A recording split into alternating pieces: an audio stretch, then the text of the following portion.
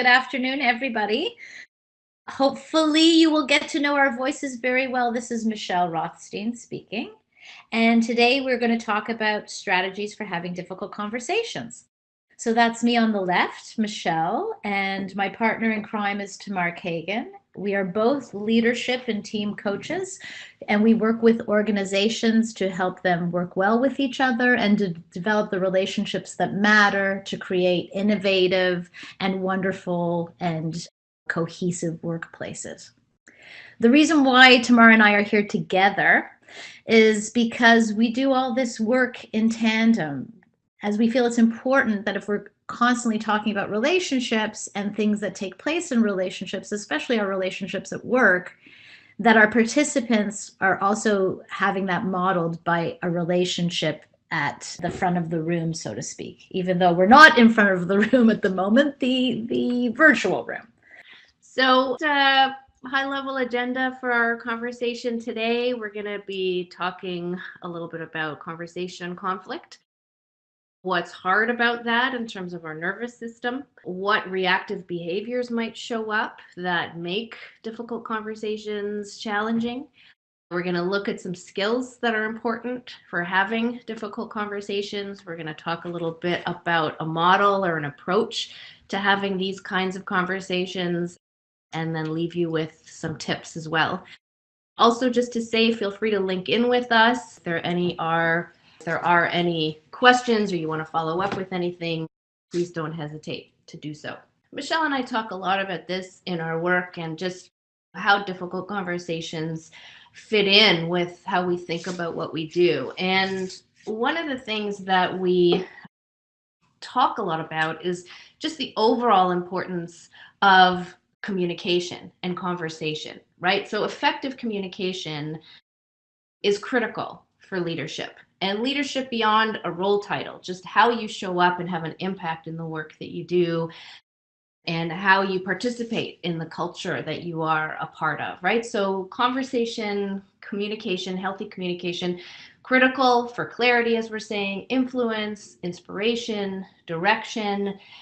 And an essential piece of that is emotional intelligence, right? Your awareness of your own emotion, awareness of that state, as well as the ability to regulate your emotional state, as well as awareness of others, right? So if we think about the big frame of conversation, is really what we want to kind of come into this session with, that the conversation is the relationship.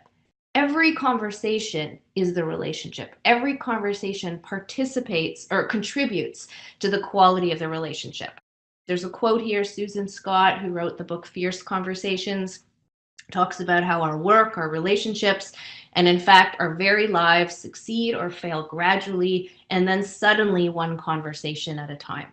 So we want to bring that in as kind of a big frame of this, even though we're focusing on, difficult conversations as a kind of an element of the larger conversational landscape. We want to introduce the big frame because, of course, all interactions, all conversations lay the groundwork for trust, rapport, health, and resilience in the relationships that we have, so that when we have those places that we rub up against something, or there's some news that we have to deliver that might be difficult on the other side, it's on top of a relationship that already is healthy and well. So we want you to think about it in that way as we kind of dive into the nuance of more difficult conversations. Mm-hmm, mm-hmm.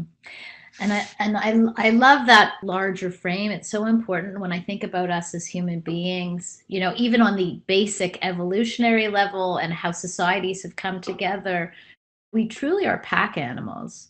And we tend to not focus on our relationships at work as much, and yet they're essential to the work we do. Work gets done through relationships.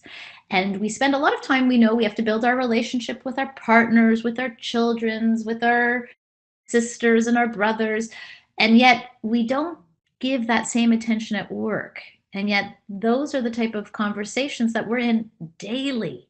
And to be focusing on building those relationships and taking that relationship lens to it is really, really important. This is the standard half full, half empty, and how do you see that? And so when we start talking about conflict, we love to come from a different place with conflict. So most people see conflict, and if the lines were open right now, I'm guessing that people would say, "Oh, it's scary," or "Conflict is hard," or "Conflict is difficult," and "I don't like conflict," or "I like conflict, but it makes me uncomfortable," etc. What we want you to start thinking about with conflict is we want to make conflict a positive word. We don't actually want it to be a negative word. Conflict is essential. Conflict is how we grow as human beings and as organizations. Conflict is really about something new wanting to emerge and to be born. Think of the times in your life you've had where there's been conflict and then something new was available on the other side. That's what we're talking about here. The most innovative workplaces must engage in conflict.